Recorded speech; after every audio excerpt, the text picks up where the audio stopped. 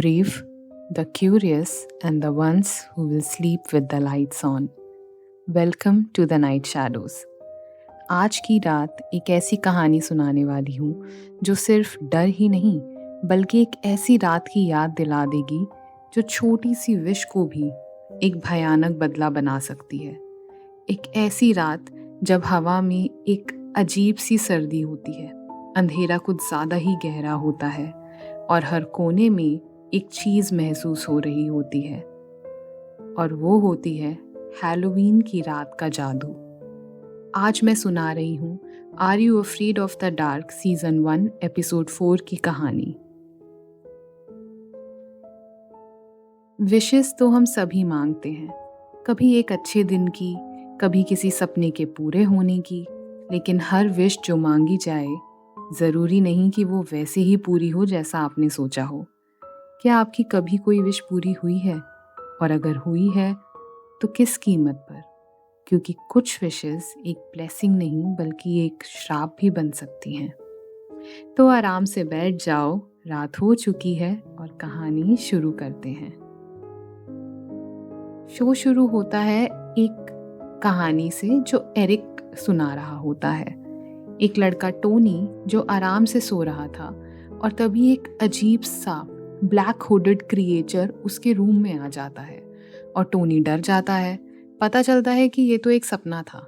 जैसे ही वो जागता है उसे लगता है कि सपना खत्म हो गया, लेकिन जब उसकी नज़र उसके बिस्तर पर पड़ती है तो वो डरावना क्रिएचर वहीं खड़ा हुआ था। टोनी एक जोर से चीख मारता है। उसकी चीख सुन के क्रिश्चियन और कीकी भी डर जाते हैं, लेकिन बेटी एन एक्साइटेड हो जाती है और एरिक से पूछती है कि फिर क्या हुआ।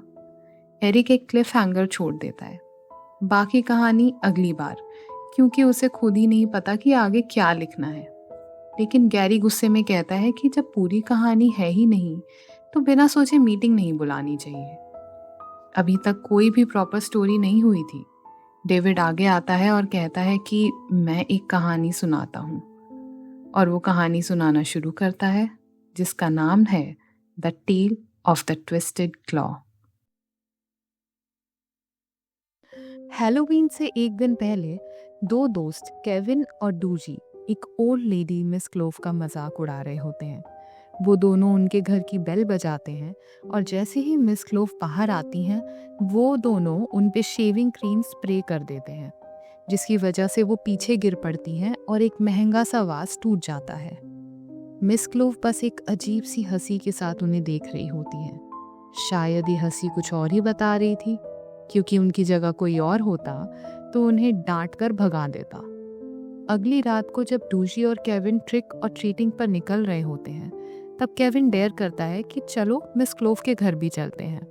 डूजी थोड़ा हेजिटेंट होता है, लेकिन केविन उसे जबरदस्ती ले जाता है।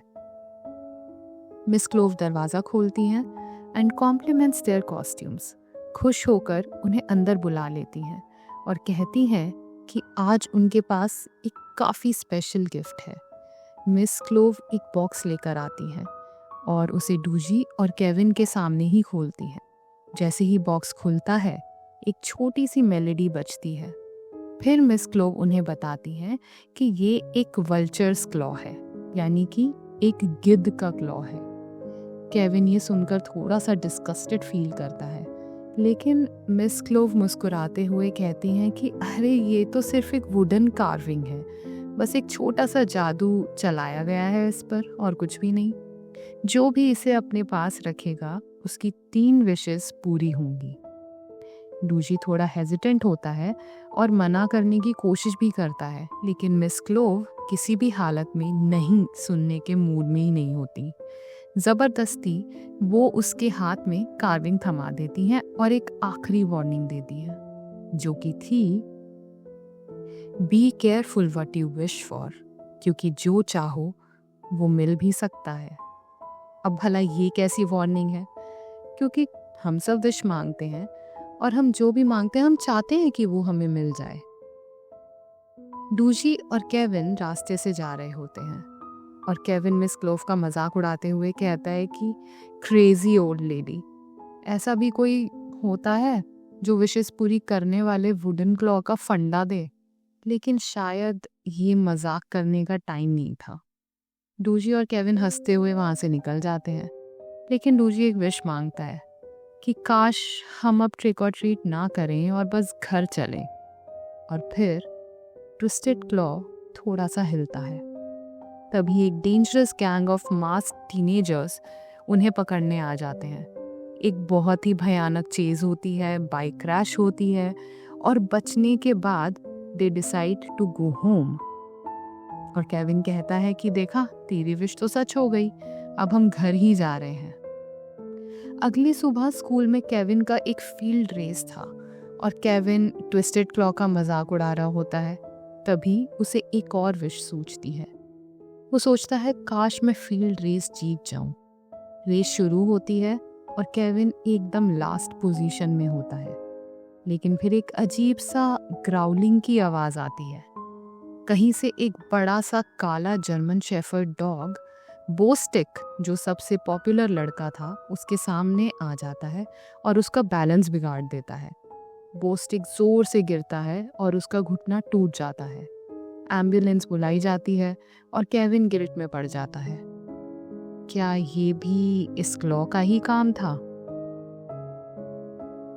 अब रात को डूजी के पेरेंट्स डिनर पर गए होते हैं। तभी केविन उसके घर आता है, अपनी 600 मीटर रेस की जीत का मेडल प्राउडली दिखाते हुए। लेकिन डूजी का दिमाग सिर्फ एक ही चीज़ पर चल रहा था, ट्विस्टेड क्लॉ की पावर। वो चिंता में होता है और केविन से कहता है कि यार, ये सब कुछ गलत हो रहा है। हमें मिस क्लोव को ये क्लॉ वापस कर देना चाहिए और शायद हमें अपने पेरेंट्स को भी बता देना चाहिए। लेकिन केविन सिर्फ हंस देता है और कहता है तू इतना ओवरथिंक क्यों करता है, ये सब बकवास है। गुस्से में केविन ट्विस्टेड क्लॉ को उठाता है और बिना सोचे समझे एक विश मांग लेता है, काश डूजी अपने पेरेंट्स को ही खो दे। अब ये तो बहुत ही खतरनाक विश थी। डूजी एकदम से शॉक में आ जाता है। वो चीखने लगता है कि केविन, तूने क्या कर दिया, मेरे पेरेंट्स को ले जाने की विश मांग ली। तभी फोन बजता है और डूजी फोन उठाता है। उसके हाथ अब ठंडे पड़ चुके थे। लाइन की दूसरी तरफ पुलिस थी। उन्होंने बताया कि डूजी के पेरेंट्स का एक्सीडेंट हो गया है और वो हॉस्पिटल में है। अब केविन गिल्ट से भर जाता है और कहता है कि एक और विश मांग, काश तेरे पेरेंट्स सेफ हों। डूजी कहता है नहीं, हर विश के साथ कुछ बुरा ही होता है। तभी गलती से एक और विश निकल जाती है। क्योंकि वो बहुत ही दुखी था तो कहता है कि काश यहाँ मेरे ग्रैंडपा होते, पर उसके ग्रैंडपा तो गुजर चुके थे। और क्लॉ फिर से हिलता है और फिर बाहर एक गाड़ी आकर रुकती है जो उसके डेड ग्रैंडपा की होती है। डूजी एकदम से पैनिक में आ जाता है और क्लॉ को दूर फेंक देता है, बट केविन उसे उठाता है और विश मांगने लगता है। लेकिन तब तक दरवाजे पर एक दस्तखत होने लगती है। दरवाजा खोलने से पहले डूजी लास्ट विश मांगता है, काश हमने मिस क्लोव का वो वास तोड़ा ही नहीं होता। और फिर इस विश के साथ ही सब कुछ नॉर्मल हो जाता है। डूजी डर के दरवाज़ा खोलता है तो देखता है कि उसके पेरेंट्स दरवाजे पर सेफ वापस खड़े हुए थे। फ़ोन फिर से टेबल पे नीटली रखा हुआ था और केविन की रेस वाली मेडल भी गायब हो चुकी थी। लेकिन सबसे अजीब चीज़, दरवाजे पर एक वास पड़ा होता है, साथ में एक नोट था, ट्रिक और ट्रीट। अब तब मिडनाइट सोसाइटी सब कुछ सुनकर चुपचाप बैठे होते हैं। एरिक हंसते हुए कहता है कि अगर उसके पास क्लॉ होता तो वो $1 मिलियन मांगता। क्रिश्चियन एक्साइटेड हो जाती है और कहती है अच्छा, और फिर क्या होता? डेविड सिर्फ मुस्कुराता है और कहानी यहीं पर ख़त्म होती है। आखिरी सीन में एक चीज़ और होती है। एक हवा का झोंका आता है और हमें मिस क्लोव का घर दिखाया जाता है। जैसे ही दरवाज़ा और गेट बंद होते हैं, एक आवाज़ गूंजती है और वो थी उनके हंसने की आवाज़। देखो, इस कहानी से हमें सीखने को ये मिलता है कि कभी कभी प्रैंक्स लिमिट में रहकर ही करने चाहिए, and we should sometimes be considerate of others feelings as well. क्योंकि अगर उन्होंने मिस क्लोव को गिराया ना होता तो वो उन्हें कभी वो क्लॉथ देती ही नहीं, क्योंकि वो जानती थी कि इस क्लॉ में कुछ जादू है और ये तो बच्चे हैं, तो ये कुछ ना कुछ विश मांगेंगे और वो पूरी हो भी जाएगी। ये थी आज की एपिसोड 4 की कहानी।